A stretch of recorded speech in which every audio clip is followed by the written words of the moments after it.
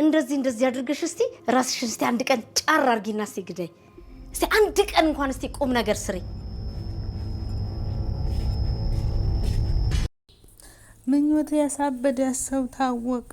ምኞት አሁን ላይ እያገገመች ባለችበት ሰዓት የእንጀራ እናትየው ግን እንድታገግም አትፈልግም። የተለያዩ ስለቶች ነገሮችን እየሰጠች ራሷን እንድትወርግ ወዳ ምኞት በጣም የሚያሳዝነው አሁን ላይ ባገገመችበት ሰዓት ቢላ ሰታት እጇን እንድትቆርጥ ከዛም በኋላ ደም ሲፈሳት ራሷን ስታወደቀች።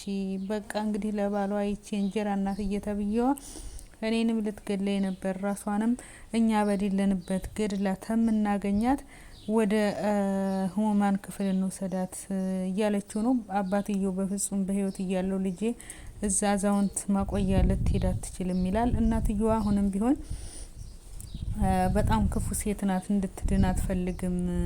እውነት አባት ምንም የቤት እንኳን ልጄን ለያት ልቅርና አብሬያት ለዋል ሲል ወደ ስራ እንዲሄድ ነው የምትፈልገው። ሁለት አይነት ሰው አለ፣ አስመሳይ ማለት ነው። እናትየው እንግዲህ ተብዬ እንጀራ እናትየው በጣም አስመሳይና ክፉ ሴት ናት።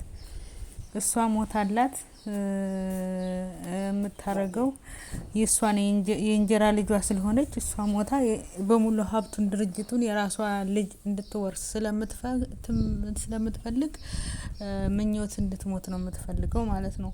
እንግዲህ በአጋጣሚ ደግሞ ፈጣሪ ሶፊያ የሚባለው ሶፊ እንግዲህ የትምህርት ቤት ጓደኛዋ አፍቃሪዋ ነበረ ማለት ነው። የሷ እንደዚህ መሆን በጣም በትምህርቷ ጎበዝ ተማሪ የነበረች ድርጅቱን ትመራለች ብሎ አባቷ ተስፋ የጣለባት ይህን ሁሉ እንደዚህ ያረገቻትም እናትየው እንጀራ እናትየው ናት ማለት ነው። እንግዲህ ይሄን ያረገቻት እሷ ታማሚና ትምህርቷን ማቋርጣ እብድ ስትሆን በቃ አባትየው አይኗን እንዲጥልና ትኩረቱን ድርጅቱን ለልጇ እንዲያረግ ስለፈለገች ነው። እና የሷ ላይ ደግሞ በትምህርቷን ጎበዝ አይደለችም።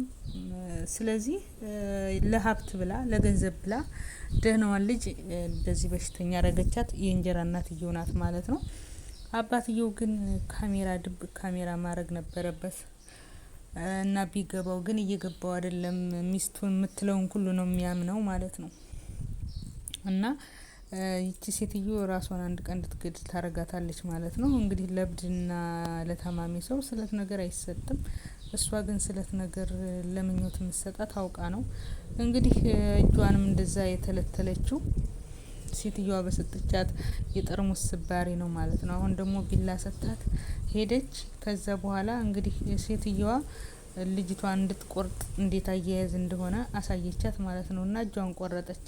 እና አባትየው በጣም አሳዘነኝ እውነት። ወንድ ከቤት ምንም የሚያውቀው ነገር የለም፣ ሴት ያለውን ነው የሚሰማው። ፈጣሪዋን ማፈላ አሮጊት ማለት ነው።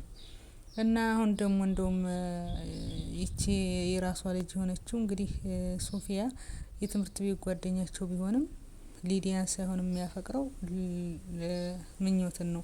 ሊዲያ ደግሞ ሶፊን በሶፎንያስም በጣም ታፈቅረዋለች። ስለዛ እዛ ቤት ሲመጣላት እንግዲህ በአጋጣሚ መንገድ ላይ በመኪና ሊገጫ ኮኖ እዛ ቤት ሲመጣ ምኞትን ለማየት ሁኔታዋ ያሳስበዋል ማለት ነው እንጂ ሊዲያ እሷን ፈልጎ የመጣ መስሏት። እናትየው ደግሞ ምን እንደምታረግ ሶፊያና የሶፊ ጓደኛ ሀብታሙ እየገባቸው ነው። ይቺ ቤተሰቦቿ ያሰቃዩዋቸዋል፣ የሆነ የምትፈራው ነገር ልጅም አለ እያለ ነበረ። እና ይቺ አሮጊቷ እንግዲህ እንጀራ እናትየው ነገሩ አላማራትም። ልክ ሶፊን ስታይ ፈራሁ የምትለውን ታቆማለች። ሲጠጋት ራሱ አትሸሽም ማለት ነው። ሴትዮዋ ግን ስትቀርባት እስከ እህትየው ትሸሻቸዋለች። አባትየው ሳይነው ሲያሰቃዩዋት፣ ሲደበድቧት፣ ውሃ ሲደፉባት፣ በቃ ስቃዋን ሲያበሏት ስለሚውሉ በጣም ነው የምትፈራቸው። ስለዚህ ወደ ክላሷ ሲገቡ ገና ፈራው ትላለች። እና አባትየው ሲመጣ ግን መላእክት ናቸው ማለት ነው። ለማንኛውም ነገር ሊዲያ ሶፊያን ማፍቀሯ ሶፊን ጥሩ ነው አሁን ላይ። ለምን አትሉም?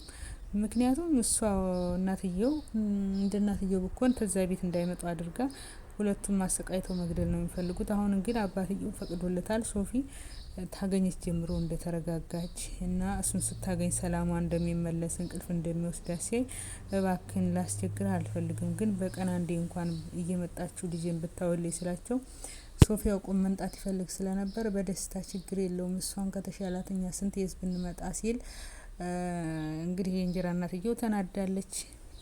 አዎ ሶፊ እዚህ ቤት መምጣት አለበት ያለችው ሊዲያ ለራሷ አስባ ነው። እናትየው ግን እነኚህ ልጆች ከዚህ ቤት ይራቁ፣ እነሱ ከመጡ ጀምሮ ነው ራሷን መጉዳት የጀመረችው፣ በእነሱ ምክንያት ነው ብላለ። ራሷን እንድጎዳ የምታደርጋት ግን እናትየው ናት፣ እንጀራ እናትየው።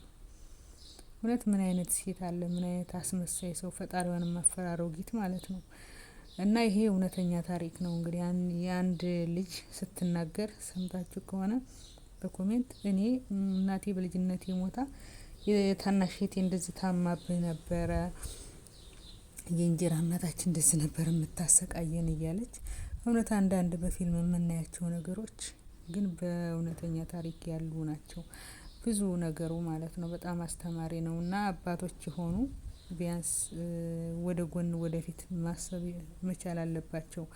ልክ እንደ ምኞት አባት እሱ ግን ደክሞት ይመጣል፣ እሷ የምትለውን ነው የሚቀበለው። ምንም ለልጁ ቢያስብላትና ቢወዳት ሚስቱ እንጀራ እናትየው እንዲህ ታደርጋለች ብሎ ይጠረጥራትም አልቻለም ማለት ነው። እና ቢጠረጥር ደስ ይለኛል እኔ እውነት። ወይ አሁን አባትየው ያጠፋው ሰራተኛ አይቀጠርም እዛ ቤት ማለቱ ነው። ሰራተኛ ቢቀጠር አሪፍ ነበረ። ግን ሰራተኛ ብትቀጠር ምናልባት ፈጣሪዋን የምትፈራ ከሆነ ይቺ ልጅ እንደዚህ ሲያሰቃዩት እያየች እናትና ልጅ አንድ ቀን ለሰውየው የሆነ ፈንጭ ሰጥታው ለአባቷ የሚያድኑበት ቀን የሚመጣ ይሆን ይችላልና። አባትየው ግን ሰራተኛ አይመጣም፣ ልጄን ያበላሽብኛል፣ ልጄን ያሳቀቁብኛል አለ። የሚያሳቀቀው የራሱ ሚስትና የራሱ ልጅ እንደሆነች አላወቀም። እና እዛ ቤት እኔ በራሴ ሰራተኛ ቢመጣ ደስተኛ ነኝ። ምኞት አይታወቅም። ፈጣሪዋን የሚፈራ ሰራተኛ ካገኘ ትድናለች ማለት ነው። እነሱ እንደዚህ ሲያሰቃዩት ዝም አትልም። ህሊና ያላት እንደነሱ ህሊናዋን የሸጠች ካልሆነች ማለት ነው። እና ለማንኛውም እንግዲህ ሶፊ ወይም ሰራተኛ መጥቶ እዛ ቤት ካላዳናት ሌላው የሚያድናት ሶፊ ነው። ሶፊ እናትና ልጅ ተንግል ስለገባቸው ማለት ነው። አባትየው ግን ማለት ነው። እቃ ባከን